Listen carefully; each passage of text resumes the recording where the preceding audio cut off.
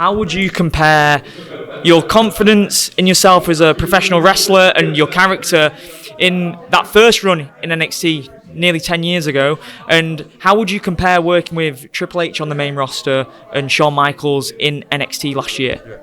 I mean, compared to the first run in NXT, I was a baby, man. I was finding myself and getting my feet under me. This is a new world, having to come in and compete, come in and share emotion to the fans, and get a microphone and stand in front of everybody and deliver a message. That's tough coming from the world I came from, where it was don't show emotion, don't show you're hurt, don't show you're tired, don't do any of that.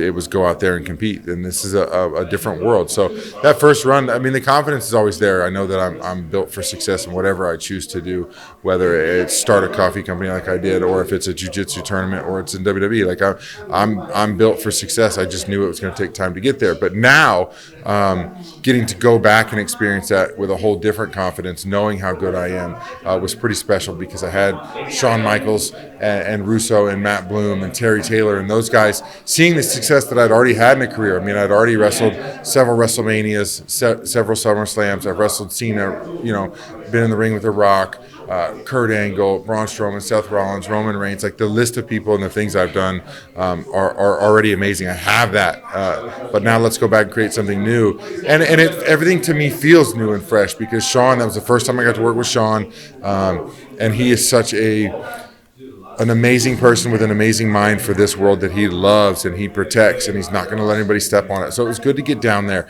and be around guys that are hungry too. So that just made me, have to really show out and show what I can do to those young guys that are, 22 years old, and they may not know what I do. They're coming from different worlds as well, but I had to put them in their place. Now, coming back to the main roster, the difference of working with Triple H has been amazing, because he's taking time to tell stories. He's taking time to allow you to present who you are and what you want to bring to the table in a timely manner. Nothing is rushed. Nothing is just put out there to be out there. He's a guy who told me when I was in my career, very young, it's better to be, on TV doing something of matter than to just be on. So you don't have to be on every week. It doesn't hurt you to not be on TV one week.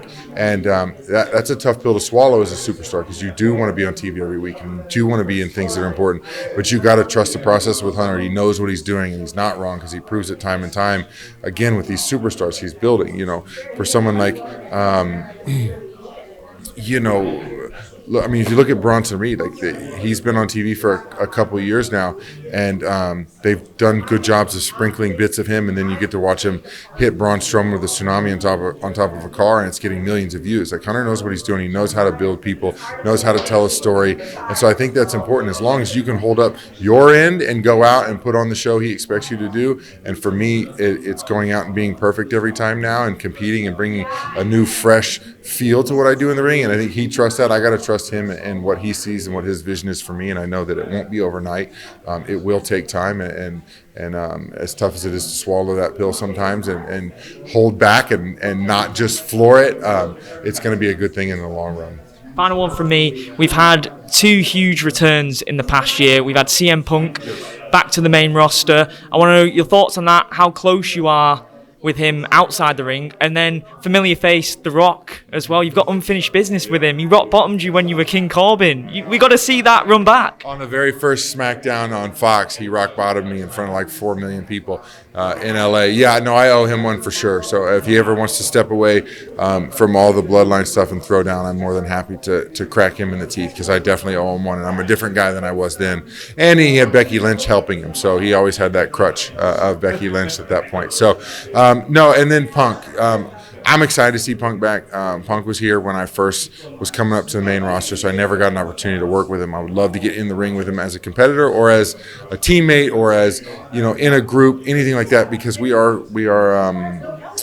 a little bit of buddies outside of the ring. We like our horror movies, we like our music, and then we both love jiu-jitsu.